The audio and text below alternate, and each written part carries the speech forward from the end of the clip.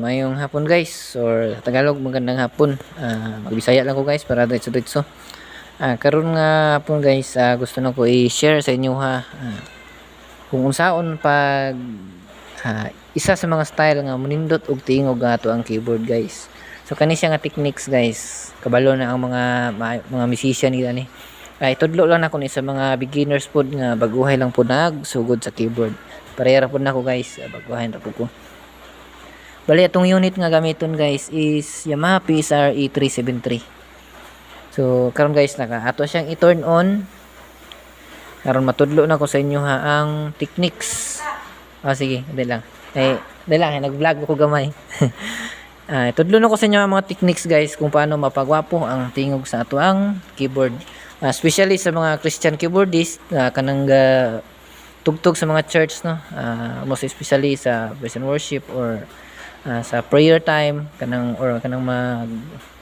magwali ang pastor guys nga kung gusto mo fill in gamay og music background, muni siya ang mga techniques nga pwede niyo himuon, pwede ni siya sunuin guys. Pag open na to sa tuang keyboard guys, naa siya sa dili lang siya guys ang number 1 gid ana niya guys is piano. Mao na yang tingog sa number 1 guys.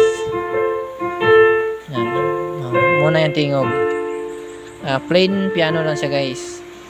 Ang atong himuna na guys para mas murag na siya gwapo ba, murag nindot siya paminahon.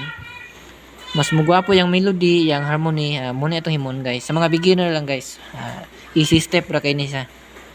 Ang una na itong himuon is moadto ta diri sa dual. Pag click nimo sa dual, mausab na yung tingog guys. Magsapaw ang piano og ang strings.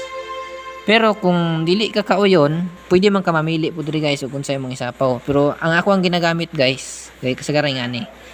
Kung gusto nimo ilisan, ilong press nimo ni ang dual. Pag long press nimo sa dual, mo ni ang mogawas. D voice.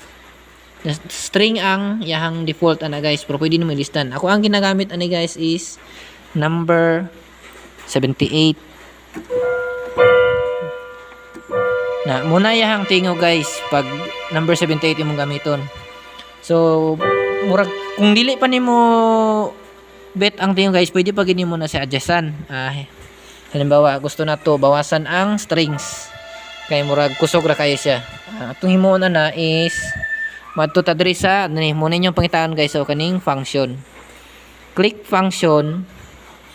Pag click function mo gawas na ang D volume or dual volume. Set nimo na siya sa 30. 30 nan 30. Muna na siya guys. Pero depende sa imo kung gusto pa nimo bawasan or dagdagan. Pero ako ang ginagamit kasagaran nasa 30 lang. Pag set nimo nag 30, muna na siya yan tingog guys. Click ka balik sa function. Pag click nimo sa function, mugawas na pud na ang D octave or dual octave. Ang imong na guys, ana lang magbutang lang ka og 1. Or pwede pa nimo patasan nga kung murag ang strings nimo naka higher, or pwede pud nimo siya ang imong strings imong semi bass na siya. Pero ang ako ang ginagamit ngani. Samot na sa time sa prayer or sa worship. Muna yan tingog guys.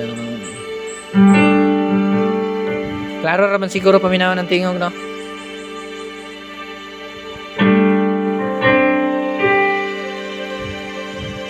So ingana lang siya kasimple guys, nindot na kayo siya.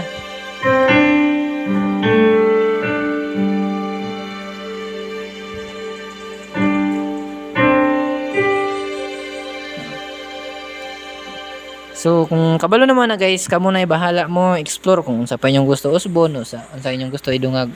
So basic tips lang sa to guys ako matudlo sa inyo. So daghang salamat.